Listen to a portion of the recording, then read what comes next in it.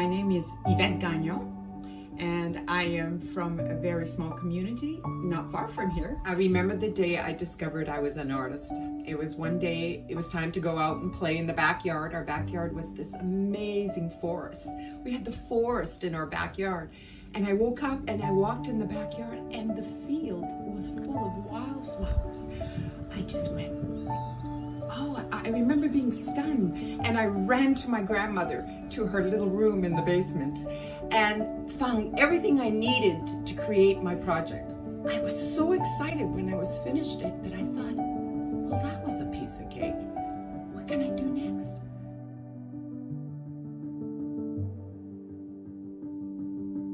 What influenced me a lot with my art is my parents and my grandmother.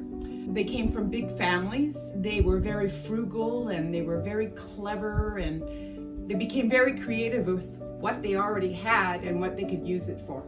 So that was instilled in me. And my father was a carver. He used to leave on business trips and used to carve in his room. I grew up in a basement full of tools and toys and screws and nails, and he really influenced me on detail. Detail to me is the fun part, the part that really gets me excited. He's an amazing carver, and he never called himself an artist.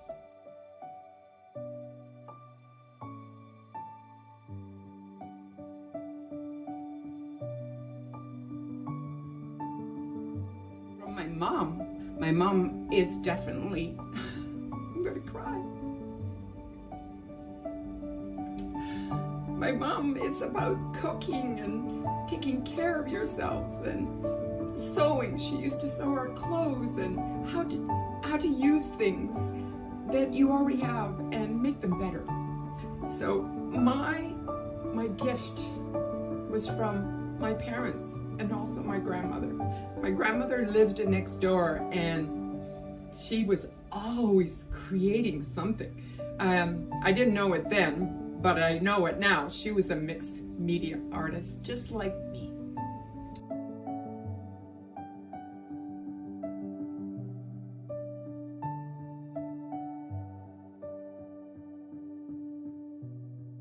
My oasis is another form of creativity. I love to garden because there's no rules. You could put as much stuff you want in one space. You could go bananas, use textures and colors and different shades of color and stuff that weeps in the wind and things that stay stationary or things that spike out. That's what I love about gardening. How does art make me feel?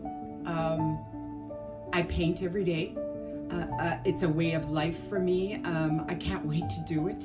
In a big way, I would say it's very spiritual for me, because when I'm placing glass, I sometimes don't even look at the piece that I'm picking, and it fits perfectly in the space that I'm working on. And I always giggle when that happens because it's so magical. It's so wonderful. And it happens a lot. This is different.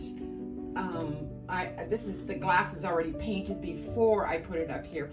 It's a different effect. It's a different look, and I like that. I like to play with different toys, different colors, pencils, markers. So how does it make me feel? It gets me pretty excited. I love it. I love creating.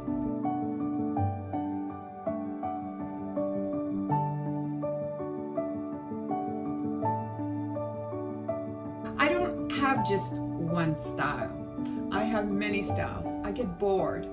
So lots of times I'm working 2 or 3 pieces at one time.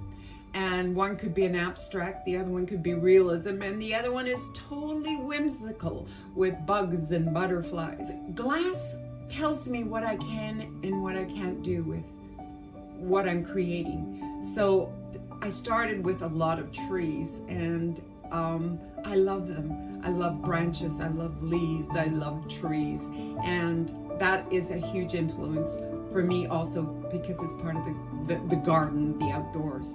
So I love different styles. I'm never bored. I got my ideas from actually looking at pictures that when I went to France. And I realized all my pictures were of this: patios, flowers, doors, windows. I took hundreds of pictures and I thought, why am I not doing these? So this is my new series. It's called French Cottages. It's not necessarily just cottages. It's anything to do with what I saw in France.